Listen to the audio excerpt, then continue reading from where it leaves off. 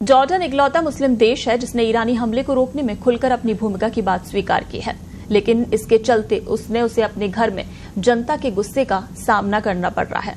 इस बीच अम्मान में मौजूद ईरानी राजदूत को जॉर्डन ने समन भेज दिया।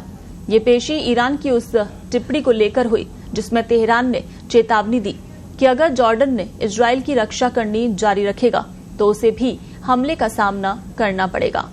तो क्या इजरायल पर हमले के दौरान दर्जनों ईरानी ड्रोन को मार गिराने की अपनी भूमिका के चलते जॉर्डन अब दोनों देशों के तनाव के घेरे में फंस गया है।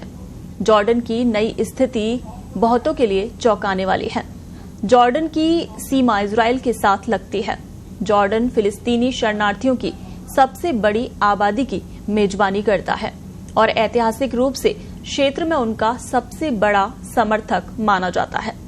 जॉर्डन के लिए किंग अब्दुल्ला गाजा में चल रहे युद्ध के खिलाफ खुलकर बोलते रहे हैं। साथ ही उनकी पत्नी रानी रानिया और उनका समर्थक वर्ग फिलिस्तीन के बचाव में मजबूत बयान दे रहे हैं।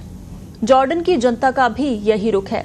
ऐसे माहौल में जॉर्डन के सैन्य हस्तक्षेप ने सिर्फ ईरान और मुस्लिम दुनिया ही नहीं, उसके अपने लोगों के बीच भी गुस्सा पैदा कर दिया है। सोशल मीडिया पर ऐसी कई फोटो सामने आई हैं जिनमें किंग अब्दुल्ला को इजरायली झंडा पहने गद्दार के रूप में दिखाया गया है। रविवार को हमले के ठीक बाद ईरान के सशस्त्र बलों ने जॉर्डन को धमकी दी थी।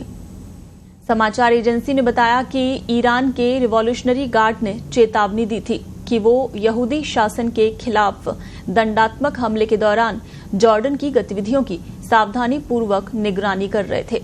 अगर जॉर्डन ने हस्तक्षेप किया तो वो उनका अगला लक्ष्य होगा। हालांकि ईरान के विदेश मंत्रालय ने सोमवार को इस विवाद को कम करने की कोशिश की।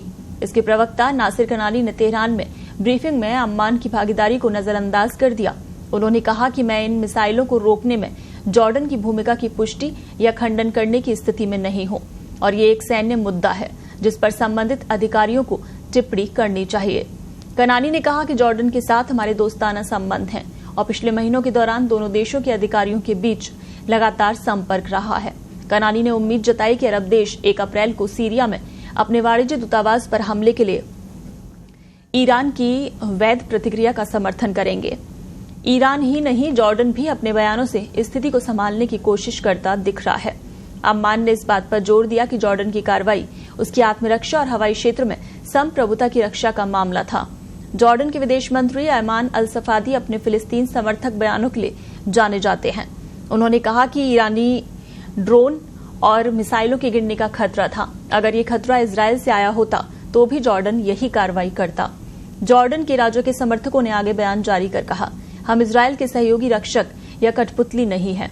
जॉर्डन की कार्रवाई उसके अपने सुरक्षा हितों के अनुरूप थी।